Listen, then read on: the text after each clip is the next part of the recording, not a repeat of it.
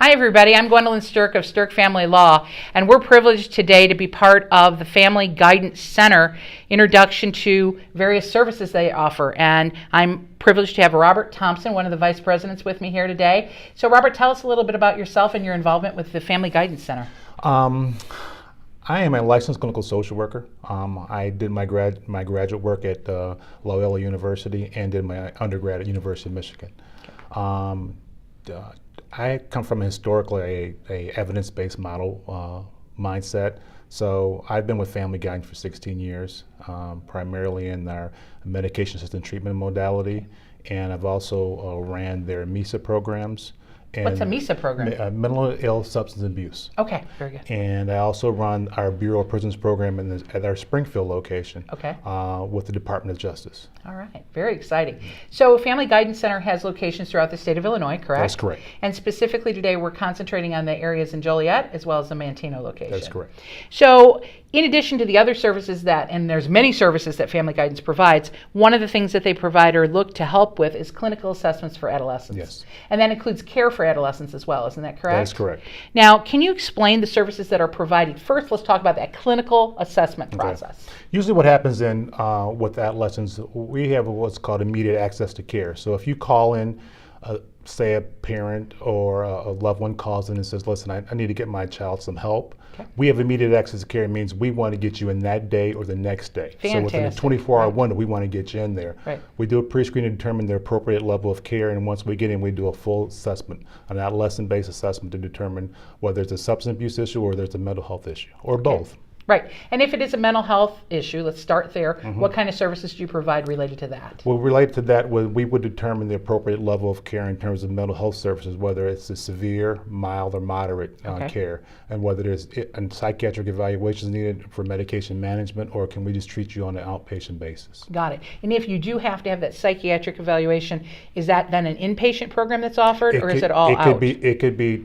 We determine whether it could be outpatient or inpatient. Got it. If they're that severe, then inpatient psychiatric hospitalization is needed, and that would be done immediately. And then if you have that psychiatric care, then you're also going to supplement that with then the counseling and the other Absolutely. Psychological support as well. Absolutely. Now, what do these assessments, what do they use for outside of treatment? Is it purpose for evidence?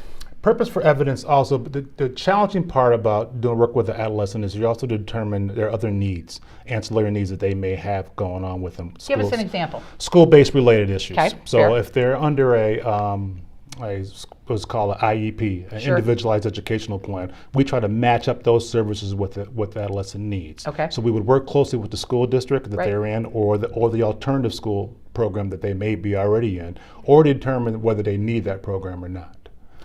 So that IEP is essential in terms of how we can coordinate our services with the school social worker and whether that child is going to be placed in an alternative school or stay within a district.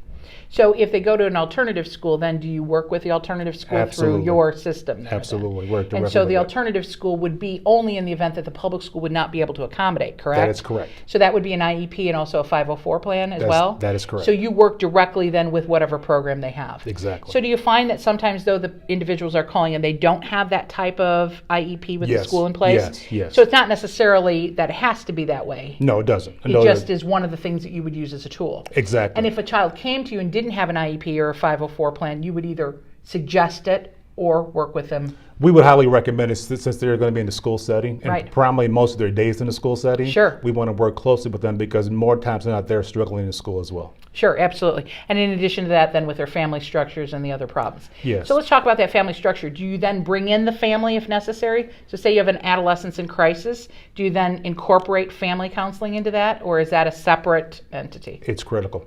It's critical. It's critical for the child and also the support network that we're trying to establish with them. Because what happens in that family system also impacts that child. Sure. So what we try to do is when the child comes and we do an assessment, we may also determine there may be some ancillary services that are needed for the family. Right. So whether family I would may think be it opens the door, right? They've got some mental health issues or some substance abuse issues that we can tie that family into to get those services as needed. Right. There might be domestic violence in the home. Absolutely. There's a lot of different things that could be happening that is causing the adolescent to act in a certain way. Absolutely. So are you then saying that if a parent calls, the parent then can participate, or do you do it as separate? How do you keep it clean? Well, you understand what I'm saying. Exactly. We try to involve it. However, if the child's really resistant Right. with that, well, then we would work on a separate entity with the child, and then eventually, hopefully, that we could bring that parent in and slowly to transition to that. Got it. Okay. Now, we would also make sure the parent understands that the child's in a safe environment. We're doing what we can to help Right. them, but we also want to be able to support them as well with the process and teach them education and planning as well. Sure, and sometimes then the child will have certain rights under the Illinois mental health law as Absolutely. well. You know, when they Absolutely. turn the age of 14, they don't have to disclose that to a parent as well. Absolutely. And so then do you get a separate counselor, a secondary setting for the parent combination, or do you use the same counselor? We try to use the same counselor because Sure. they have the history of the family and of the child. Right. But we have to be real clear lines in terms of boundaries, in terms of where that's going with the Right, child. and getting the releases in place as well. Absolutely. You know, because it's a lot of issues that parents struggle with, I think, sometimes. And sometimes the history is challenging because you hear one side and you hear the other, and you Right, try you to need to match put them both. together, Yes. right. But there are certain rights and obligations that come within that framework of treating an adolescent that's Absolutely. unique. And parents need to realize that and not be fearful of it so much. Wouldn't you agree? Yeah, and sometimes parents struggle because they want to know what's going on with the child, but there's limitations of what we can share with That's them. right, right. And there are certain rights that the kids have. Yes. So is it usually the parent that calls for help and pleas first? It's usually the parents that calls for help because they're struggling with trying to manage that child either in the home setting or in the school setting. And then is it the parent that has to bring the child in, or the child coming here, or do you have any facilities to be able to go and reach the child where they're at? Usually have to bring the child in. Okay. And usually it starts with that screening process. So they may call, and maybe more times than they're calling in crisis. Right. So they're calling for some People help. wait, right? Yes. Or they may get a referral from the school and say, you need Okay. to get this child some services. That's great. Now tell me about the cost, because that's obviously something that parents are sitting back, oh my goodness, I don't have the money to do Right. this. Well, more times than not with the managed care company, if they got a managed care company, we do managed care service and Sure. Medicaid, but we also have funding from the state for the folks that don't have insurance. That's fantastic because they need a place to start. Absolutely. So if there's a parent out there today and they had a bad weekend Yes. and they're struggling, what would Yes. you say to them? Talk to I them. would just tell them, listen, come in, call us, give us or check our website, and we'll let you know. We get you in immediately for immediate access to care assessment, and we can help determine whether your child needs services with us or not, or we need to refer them to another agency, meaning like an inpatient setting. For Fair that. enough. And if they want to contact you, where do they go? www.fgc.org. Very good. So I appreciate your time today, and it's such a tremendous program to have available because, parents are out there, they had a bad weekend, they had a fight with their child, they can't get the child to Yes. get out of the car, they can't get them to Yes. go to school. Think Yeah. of all the different Yes. situations. Yes.